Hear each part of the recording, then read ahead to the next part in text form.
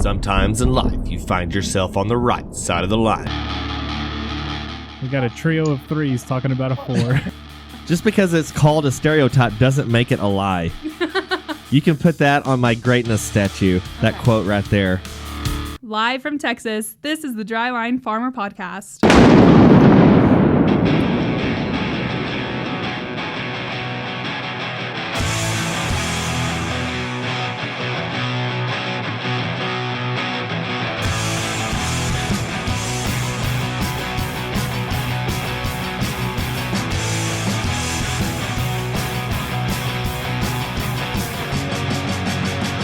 What has four thumbs and hates people? These guys. It's the Dryline Farmer Podcast.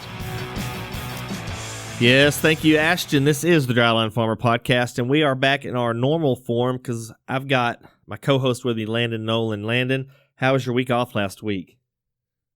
Oh, it was much needed, Brent. Much needed break. From what? It's January. Exactly. Yeah.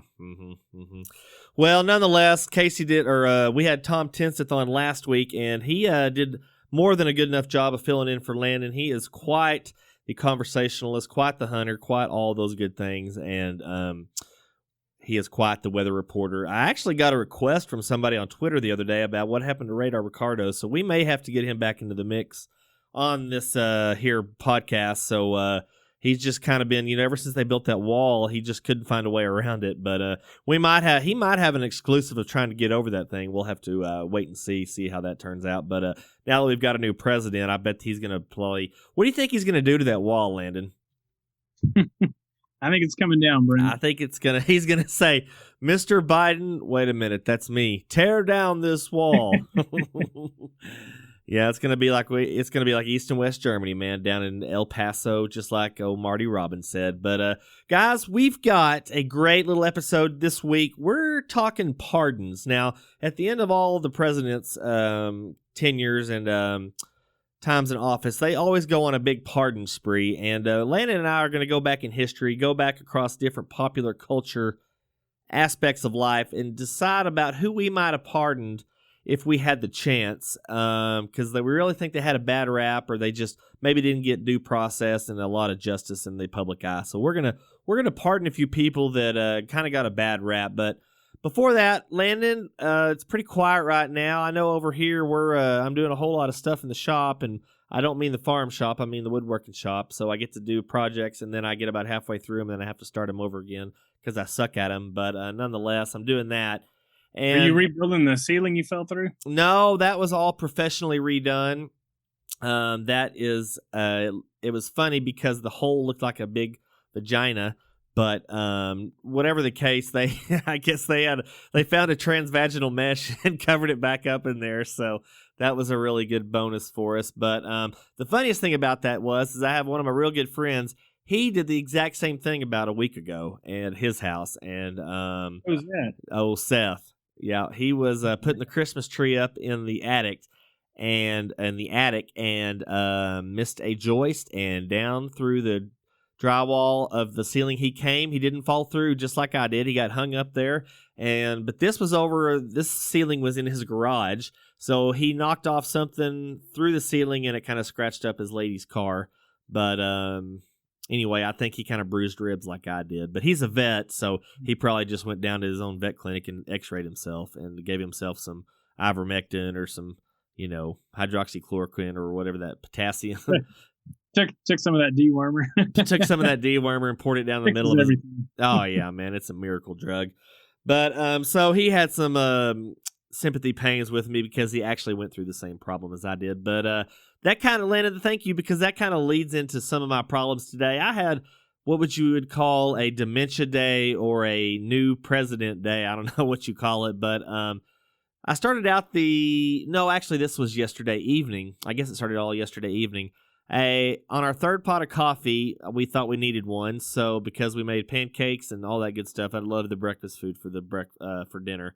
So we made the pancakes, and the boys got that, so we had to have coffee. So we made our third pot of coffee for the day, or at least I did. And I got the water in there, got the coffee grounds in the filter, and completely forgot that you got to have a pot underneath the filter. And fortunately, my wife had caught it. until long before it drained the whole thing. I did cover most of the counter in coffee, but so that was the beginning of my nearing 40 years old problems that I'm about to encounter. But the let's see, what I did something this morning that I forgot. I'm trying to remember. You know what? It's kind of ironic. Not ironic. It's kind of right on the nose that I forgot. But I know after lunch, I was actually before lunch, I was pulled up to the gas tank at the house, and of course, it's got the old farm hose with where you put the rock in the handle, and you let the gas just gravity flow into your pickup. Well, right after I got that going, I got a phone call. And, of course, I started talking, and then I started talking and kept talking and listening and opened up the door, getting ready to hang up, and I saw a pool of something outside of my pickup, and I'm like, that's nice. Oh, shit, I left the gas going. So I had to hang up the phone, and I had to jump across like a 2-inch deep pool of gasoline, and I threw my cigarette out first, and then jumped up on the side and knocked the rock off. And my wife actually told me she saw she was coming out of the barn going back to the house, and she saw me, and she thought about telling me because she saw me on the phone, and she was going to remind me not to forget about the gasoline, but I guess she thought I was responsible enough to remember it, because she said, I know I was going to remind you because that's what would happen to me if I did that. And it happened, and then I did something else this afternoon. Oh, that's right, I forgot to sell corn at the low, Landon, like last year. Do you want to elaborate on anything like that on how could I forget to not sell all of my corn at the bottom of the market versus so far it's close to the top? Well, you hope this is the top. Well, I mean, you hope it's not the top. You hope this is the bottom. Yeah. Well, but yeah. You're doing a lot better than last year. So we all had a good chuckle all year last year about y'all. Yeah, we definitely set the bottom. Well, no, I think we got it 2 cents off the bottom, but I did sell my overage about $1 more than I did for my most of my corn. So Landon took my order this morning, and he said, "Well, you did the same thing about this time last year, except it was $1.10, $1.20 lower." So Yeah. it made me feel a whole lot. It made me feel like I really was on top of things. So yeah, but Landon is co-op. Y'all are just trucking that stuff in and out, and that's probably about all that's going on right now, isn't it?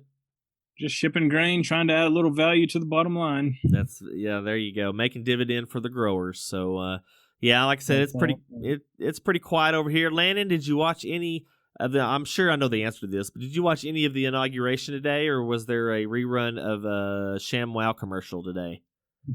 No, I didn't watch any of it. No, that is too depressing of a deal. I noticed they're already protesting in Portland, so I'm guessing Biden already did something wrong, or I didn't think. I thought all that. Well, no, Kamala actually said that back during the campaign that they're going to keep protesting before the election, during the election, and after the election, and they should continue to do that. So I guess these are the people that have been calling for the protests all summer. So why should it stop? Yeah.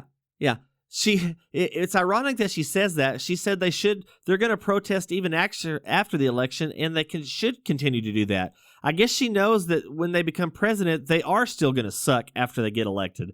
So they might as well just keep protesting because they're not going to like what they're going to see. So, I guess in that instance, she is kind of a good forecaster, or maybe a little bit of a clairvoyant. So she's got that going for her. But I didn't know. I didn't see any of the inauguration. I didn't see him. Did you think? I mean, I guess they have all the inaugural balls this week or tonight. I guess, is it like, do they have like shuffleboard games and canasta and bridge? Or, I mean, surely he's not staying up much past. I mean, surely he's already in bed right now. So I can't imagine what do you think those inaugural balls might be like, Landon? I bet they're pretty low key, Brent. Yeah, I mean, there's probably, what do they got, like Metamucil, take Metamucil shots or something. I don't know. Does that stuff, can you put that in Jell-O? Will that that'll keep Jell-O pretty regular, won't it? I don't know if it'll solidify if it's in Metamucil. Get a Metamucil shot, maybe a little Ensure, do some body shots off of Bernie or something, do some Ensure. But I saw the picture of him today. He had like some kind of trench coat or something on at the inauguration. And had some mittens or something. Yeah, it had some mittens, and then he had it looks like I don't know if it was a briefcase or like a manila folder or what it was, but Looked like he was. Thanks for mittens. Thanks, yeah. I can't do shit in these mittens, but he was holding some kind of paperwork. I don't know if it was. I don't know if he was waiting for an assassination attempt, and he was going to be maybe thrown in there in line, but maybe he was just his Medicare papers. I don't know, but whatever the case, it was. It was an interesting photo op, but yeah. So no, kind of depressing if you're on the right side of politics and not the left side, and it's it'll be interesting, it'll be scary, and so much is life, but that's where you go. But Landon, we're going to get into the pardons. We're going to get into who we really thought had a bad idea, or who got a bad shake in their whatever happened to them at their point in life. But actually, I think we're going to get Radar Ricardo. He's going to come in here with a weather forecast. Well, I don't know if it's a weather forecast. Maybe it's more of a field report. So we're going to see what he's got to say, and we'll be back right after this on the Dryline Farmer Podcast. Hey, cabrón. Hey, man, when you said a caravan, vato, man, I thought you meant a Dodge Caravan, not the bitch. Hey, this is Radar Ricardo, en serio. A long time no see, my fellow gringos, vato. Diego, anyway, vato, we took a vacation for like, we were on COVID, we had COVID for like, I don't know, vato, it was like months and months, and we're still kind of like, I mean, Diego never really had any taste to begin with, you know what I'm saying, because, you know, we married his cousin and she's fat or whatever, hey, vato. But nonetheless, we're back in the saddle again, and we're COVID-free or whatever, and you wouldn't believe it, but vato, we're down in Honduras right now, and we're joining the caravan, and it's kind of like a fool me once, you know, shame on you, fool me twice, shame on me kind of thing, because, vato, the second time I fell for the whole caravan thing again, and I thought he meant a Dodge Caravan, and like Dodge Caravans are like really popular in my culture or whatever, and we like always try to like hoopty around him or whatever, but man, once again, vato, he got me in this caravan that's coming through Honduras ever since Joe Biden was elected a president or whatever, and so we've been lining up like country after country. There's like a lot of countries you have to go through here, vato, like Nicaragua, Costa Rica, and then like you get to Mexico, vato, man, it's like a whole long trek, man. It's like a pizza Mexican marathon or whatever. Anyway, hey man, it's hot down here, is all I can say. I mean, I know I was gonna do a weather report for you up there, and I know you don't really care about it. It's like what it's like down here in the Central America or whatever. But hey, vato, it's hot, just like the Chicanas, hey, vato, it's gonna be hot tomorrow, hot the next day, and hot all the way through the weekend because hey, we're like close to the equator or whatever. Hey, this week we just want to thank everybody who wore their mask or whatever. Hey, cabrón, I know this is a caravan or whatever, put your mask on. Hey, vato, sorry, man, there's like half of them not even wearing masks. This is Radar Ricardo, de la serio. Back to you. All right, guys, we are back from that great report from Radar Ricardo. We've missed you, buddy, and maybe you'll become more of a regular here, and hopefully get all your stuff straightened out, and maybe you and Diego can find a good rental together. So, guys, it's the end of Trump's term, and he handed out pardons just like all the rest of the presidents do, and so we're going to hand out a few pardons of our own here on the Dryline Farmer Podcast. So here we go.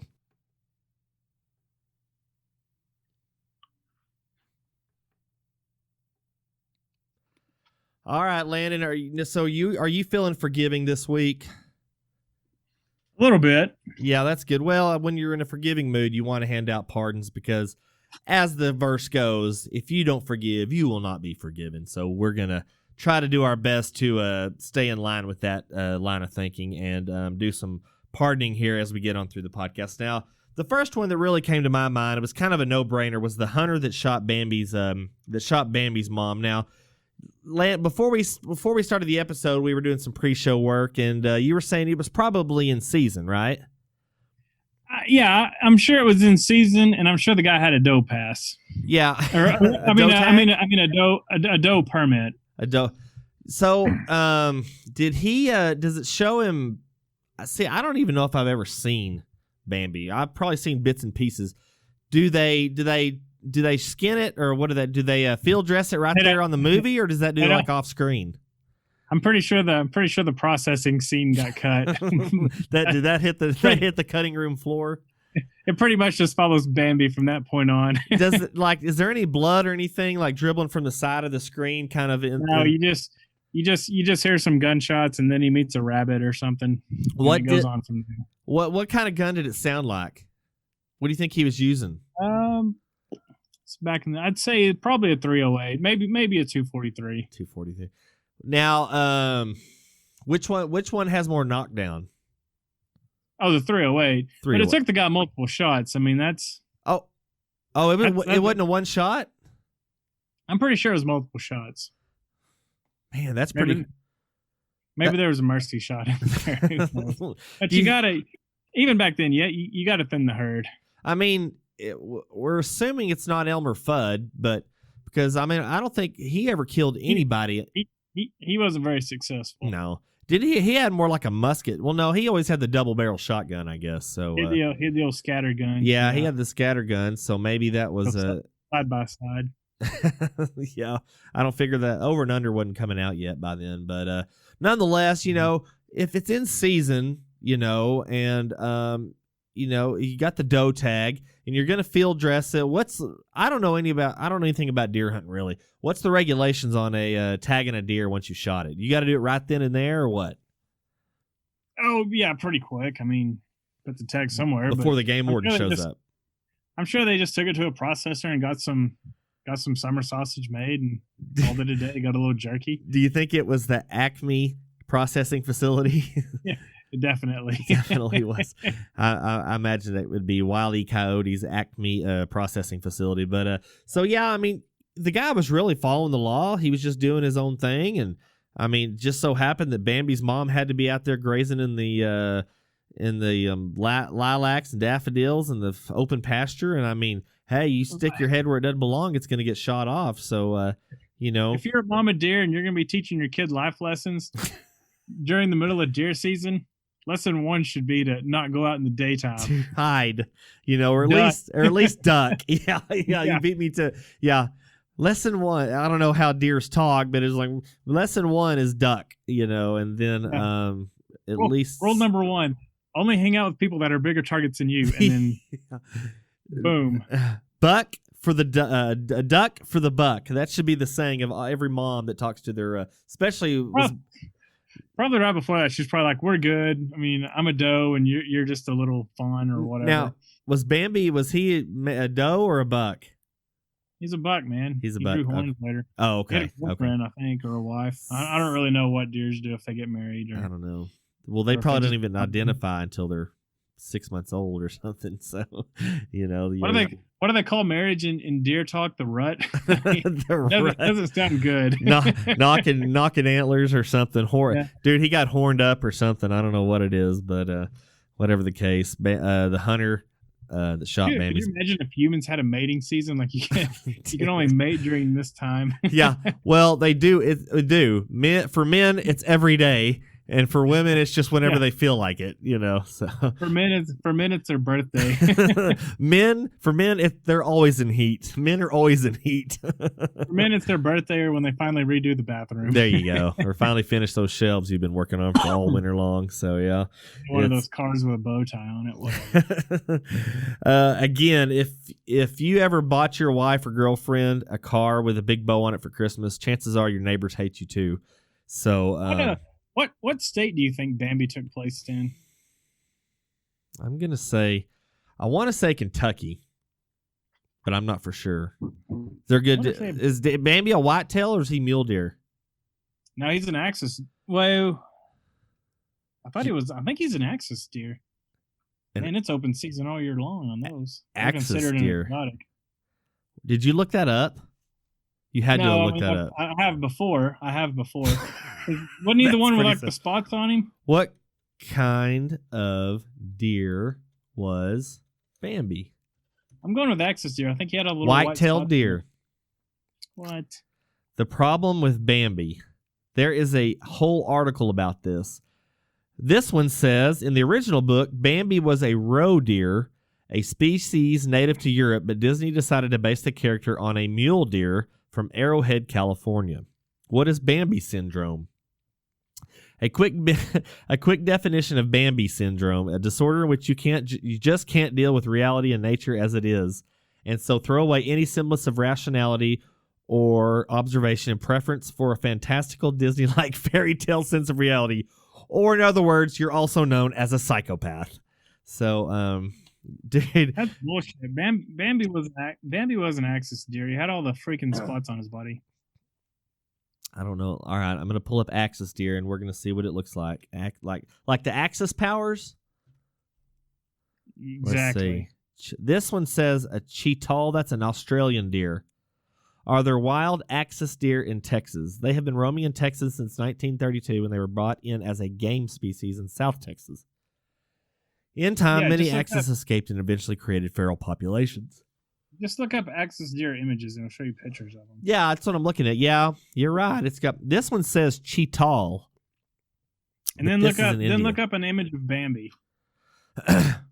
Okay, you're almost taking this personally. Is what I'm getting out of this. Bambi deer images. Yeah, he's got the spots all right. Of course. Yeah, Disney doesn't know what the fuck they're talking. Sorry, they don't know what they're talking about. And in one picture, he's got. Oh no, that must be the girlfriend because it's got blue eyes, but everywhere else. Deer poacher sentenced to watch Bambi movie. It's pretty good. That's like a snuff film for a deer poacher. What are you talking about, Judge? You know they were hooping and hollering when Bambi's mom got shot. Yeah, I know. That's like sentencing Hannibal Lecter, the real Hannibal Lecter, to watch Silence of the Lambs. You'd have to type. Or to watch Saw. Yeah, I know. You'd have to cuff him to the chair, not for him to escape, so he won't be whacking off during it. Oh man, that went off the rails. That is awesome. Now here's a Bambi effect. Let's see. That actually affects the deer. Oh man, that is awesome. Okay, now so Bambi has taken up a lot of our time, but that's okay. Let's get over here. Okay, now for all you sports fans, and the only reason I know this guy's name is because he was on an episode of Curb Your Enthusiasm. But Bill Buckner, now he is notorious for having a ball go through his legs. Like Game 6 of the World Series or something, or Game 7. Yeah, and he was he a Yankee? 6. Was he a Yankee? He was a Red Sox. Red Sox. Okay. He was a Red Sox, and with 2 outs in the 9th, and I mean they had I think the Red Sox had 7 different hitters to get out, and they couldn't get one out. So they hit a ground ball to him. And before the series, they interview him about what he thinks about the series, and he's like, "Well, I think it's gonna be a great series, blah blah." And at some point, he says, "You don't want to be the guy that let the ball go between your legs." And wow. he might have even said Game 6, I don't know, but he says you don't want to be the guy that lets the ball go through his legs in a big game. And sure enough, and so what happened is he's going to field the ball, his leg moves in and kind of moves his arm just a little bit. And the ball so I'm playing it right now, Landon. Little roller up along first, behind the bag.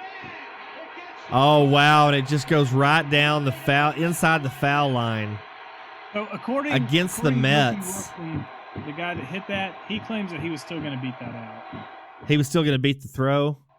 No, well, the guy was going to run to first or whatever. Oh, see, he missed.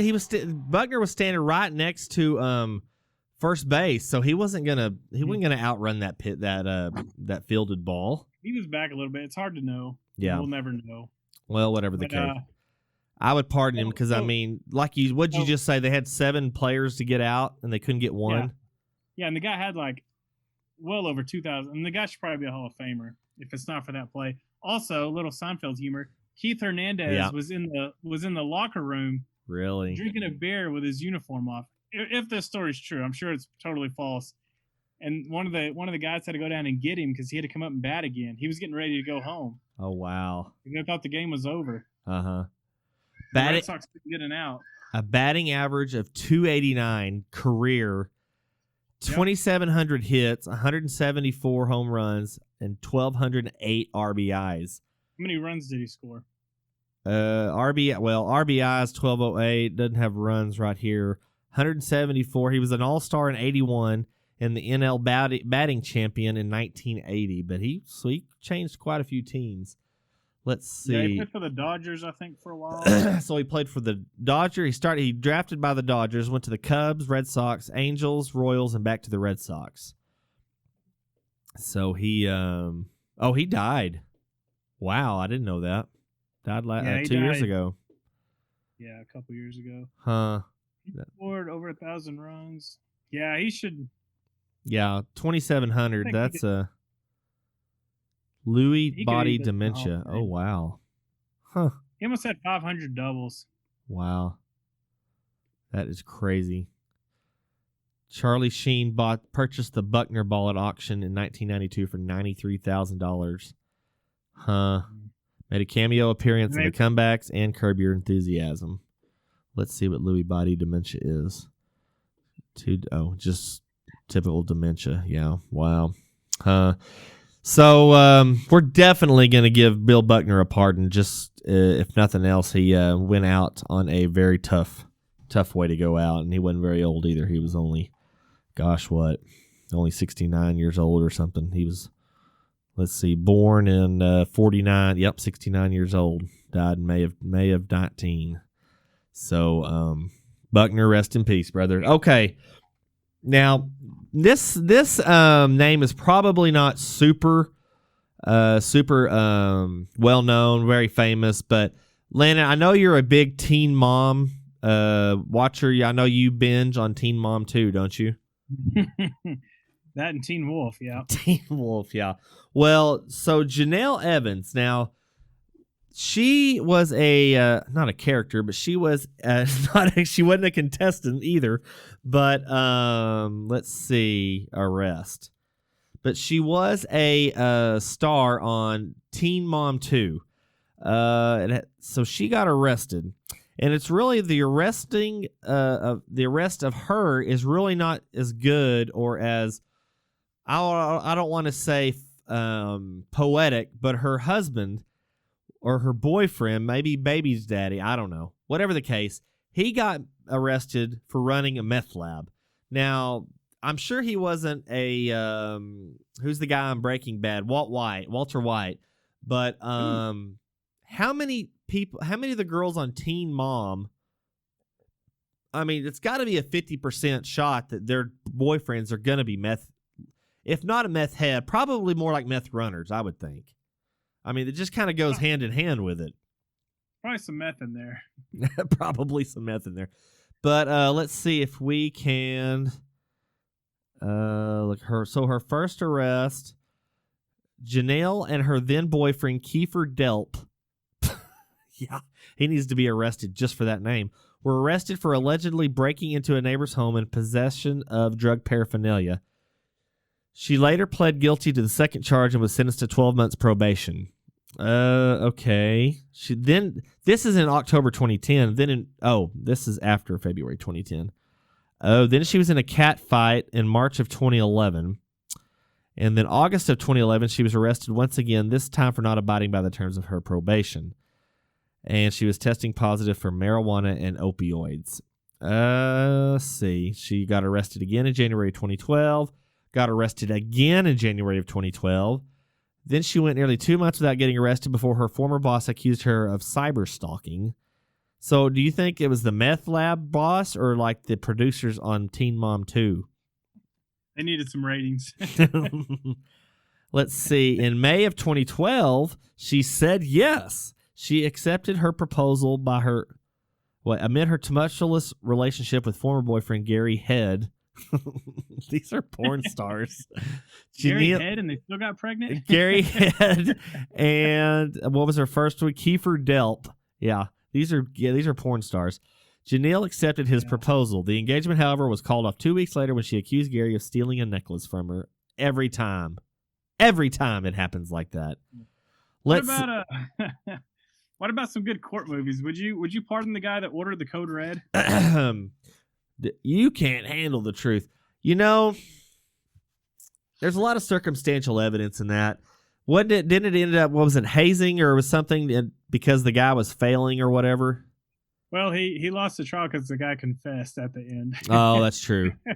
I don't know. I'm gonna have to let you take the verdict on that one because I just don't know enough about this case. I'd say no. You can't just go kill people just because they're slowing the group down. So that brings me to a case I do know a lot about, and that's Full Metal Jacket. And I'm pretty sure I'm going to pardon Private Pyle because Drill Sergeant, tell me his name. Army? No, well, no, the That's his real character's last name. the I don't character's know. name. Yeah. Let's see. R. Lee Ermey. Let's see. R. Lee Ermey, best known for playing Gunnery Sergeant Hartman. Yeah, Hartman. Yeah, I am giving a full and how do they say it? You're giving a full metal pardon. Full metal. We're giving a full metal pardon to Private Pile because Gunnery Sergeant Hartman was quite an ass. I mean, he was a dick. Let's not get over it. And then Private Pile was probably maybe a little, I don't know. Did you think he was mentally stable to stand trial? I don't think so. Of course, then he shot himself in the bathroom. So, I mean, there's that. This is a posthumous pardon, but a pardon nonetheless. Well, most of these are. I mean, we pardoned Bill Buckner, and he's passed on. Some other good court movies. Yeah. Are there any court comedies? Any court comedies? What about Ernest Goes to Jail? I think I would pardon him, even though he didn't really do anything. So there was always that. I mean, he did break out at least. Yeah, he did. Yeah, he did get out after he was electrocuted. Now, that's. I think I'd pardon the guy. I'd pardon the guy that helped him. See, it's been so long. It's been so long since I've seen that documentary. I can't remember really how it goes. Do you remember at the beginning of Ace Ventura, the guy with the mustache that he brings the UPS package to? I don't guess so. And he starts beating the shit out of his car. That guy was a boxer in real life. Anyway, he was the guy that was in jail with Ernest. I'm going to take your word for it. So, all right. So we're going to give Ernest Goes to Jail. We're going to give him a pass. So, back to the cartoons. The guy on the Andy Griffith show that went to jail every night to sleep it off. Oh, Otis. Yeah, they were, because chances are Aunt B was enabling him. I bet. You know, Otis would always go in there, and I mean, you know, they put the key in between the two cells in arm's reach. You got to figure. Where was he getting drunk? Is that ever explained in the show? I watched a lot of episodes of that, and I was little when I watched that. No, you know, I don't remember if he was getting moonshine or what it was, but whatever the case. Of course, I remember them busting up a moonshine still somewhere in the backwoods. But, I remember that episode. Those two old ladies were unknowingly making moonshine, and they thought they were making, like, plant food or something. And Barney goes in there and bashes them in because they, poor old, what's the boy's name? Opie kind of inadvertently busted the old ladies. So, but they honestly didn't think they were making moonshine, but whatever the case, that's kind of how that goes. What about the guy that stole Pee Wee's bike? Would you pardon him? Yeah, hell yes. Pee Wee Herman, yeah. Anybody that did anything bad to that guy is gonna get a free pass in my book. Would you pardon Pee Wee Herman for what he did in the movie theater? No, that's nasty. That's nasty. It was a porn theater too, wasn't it? Yeah, I guess you're kind of asking for it. Yeah, for I mean, on second thought, I mean, it's kind of like Bambi out in the open pasture during doe season. I mean, what do you expect? Somebody's going to shoot something. Yeah. But so yeah, okay. Now back to the cartoon. You brought this up earlier before we started. Now all the Scooby-Doo villains. Well, now give me kind of your philosophy on that. I'm not really sure. I'm kind of confused. I'm kind of conflicted on it. I mean, they're getting fooled by kids. I don't know if any of them were doing just too much. Were they? Like, what was the biggest crime they were doing? Usually they were scaring people out of a hotel so they could tear it down and build a I don't know, like a whorehouse or something. I don't know. Yeah, right. Yeah. I'm pretty sure Shaggy wouldn't have been stopping that crime. He'd have been the first one in there. Oh yeah, they were either going to make a whorehouse or a meth lab on the old hotel grounds if it wasn't for those pesky kids and the mystery machine. He'd be in there giving white trash mustache rides. Giving wheelbarrow hay rides to all the unsuspecting females. So yeah. So, you know, I think they got a long ways into the episodes before the kids busted them. So, and you know, those probably were, I mean, I'm betting all those kids, except for maybe Shaggy, they were all homeschooled. So that. I just want to see these houses where they like run into a door on one side, and then they come out the door on the opposite side without ever crossing back over. Yeah, yeah, exactly. The graphics of those days were unparalleled versus what we see today in the Pixar movies. So I think I'm going to give them all passes. I'm going to give them all full and I'm trying to think of the word. How do they say it? Like it's not unquestioned pardon, but it's like unalterable pardon. Whatever the case. Okay, so this one I don't agree with. You said Chucky. Tell me about this. Any puppet. I'm not pardoning any puppet. Yeah, he seemed pretty innocent. Was he brought to now? Was it like a Satan thing? What brought him to life, or was it a spell? Oh man, that's something worth looking up. Seemed like it was some kid's doll, and then the guy died, and then. Oh, did he possess it? Yeah, let's see. Let's see. Chucky puppet. 1988 film, Child's Play. Let's see There what we the go. plot is here. I've never seen the first one. Is a I've fictional seen the character. one where he kills his girlfriend. He throws like a. I would have liked to seen Chucky in Team America World Police. That would have been awesome. Let's see. Chucky is portrayed as a notorious dead serial killer whose spirit inhabits a good guy doll and continuously tries to transfer his soul from the doll to a human body.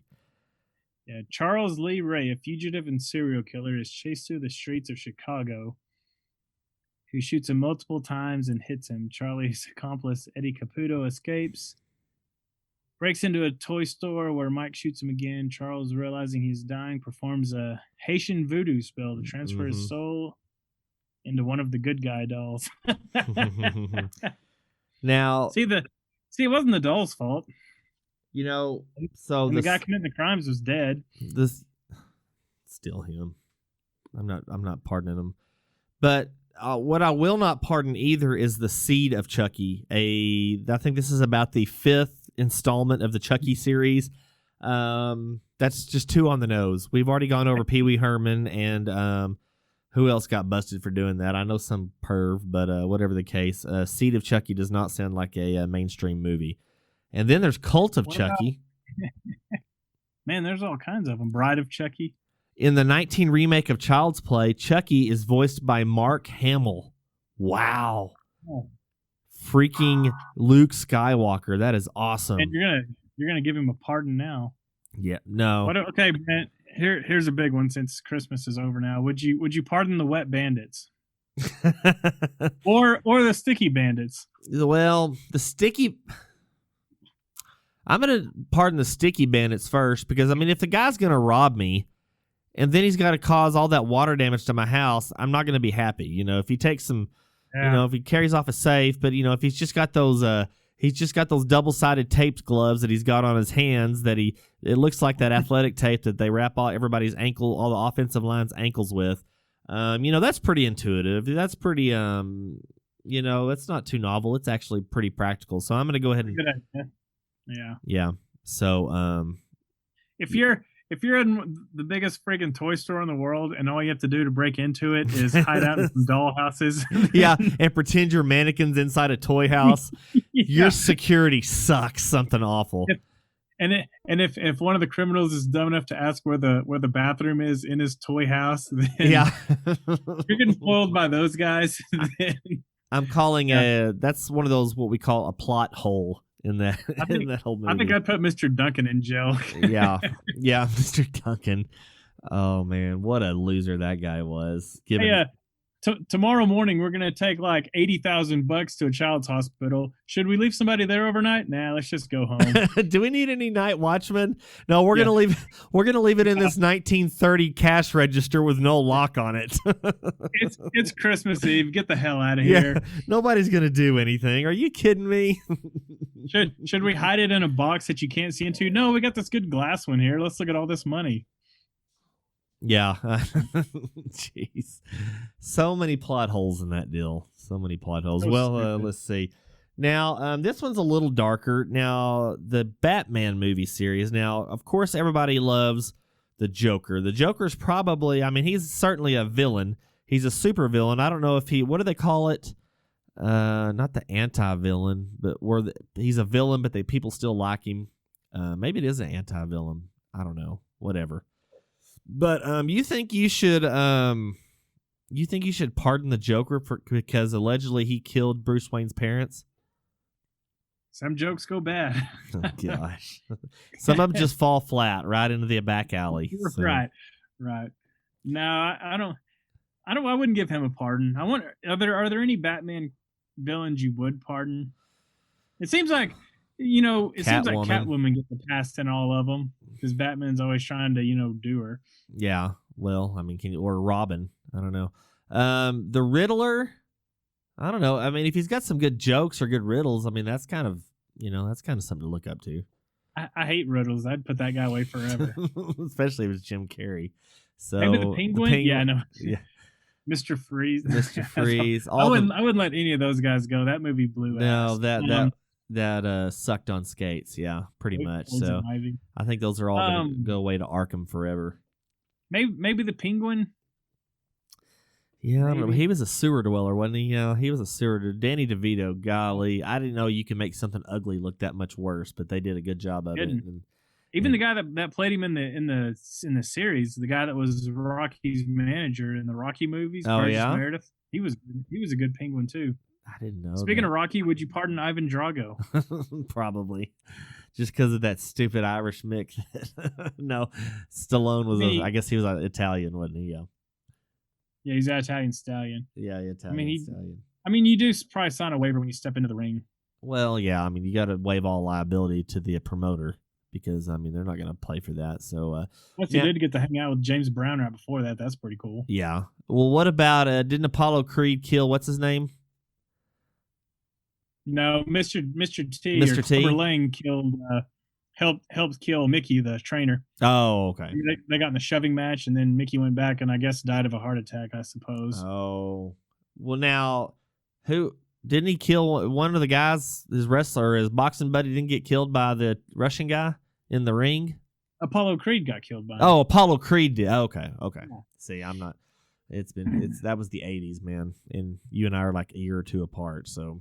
True. It's one of those things. Well, guys, we're getting a little longer in this episode. We're going to maybe close it down here unless Elena's got any final thoughts or maybe he wants to pardon himself, but he's got to get an OnlyFans page for that. So on second thought, we're not going to let him get anywhere with that. But, guys, Landon, where can everybody find you on the social media atmosphere? And I guess you haven't been deplatformed yet, have you? Not yet. I'm still on there. And on a No Twit Landon 44. And my MySpace handle is just kidding. What's your Parler handle? Yeah. That went over like a lead balloon. I don't know. Maybe it'll come back. Well, I think one or two platforms is enough. Yeah. My Hotmail account is my web crawler URL. Yeah. But find Landon there. I think he's on it pretty regular. You're also going to find the Dryline Farmer podcast all over the Global Ag Network. And you're going to find me tweeting it out at Trader Brent. That's at Trader Brent on Twitter. And I'm also on Instagram, although I don't know how you find me. I guess you can find me through that or whatever. And we do have a Dryland Farmer Podcast Facebook page. So type it in there. And, hey, if you're on iTunes, give us a good review. Give us stars or something. I mean, whatever the case is. Again, if you're going to give us a bad review, at least be clever about it. So go there, do that. Hey, any press is good press, even if it's bad press. So until next time, guys, we enjoy doing this episode, doing this podcast, and we hope y'all keep listening. Stay safe out there. And until next time, we'll ask you, what side of the line are you on? The Dryline Farmer Podcast, a member of the Global Ag Network.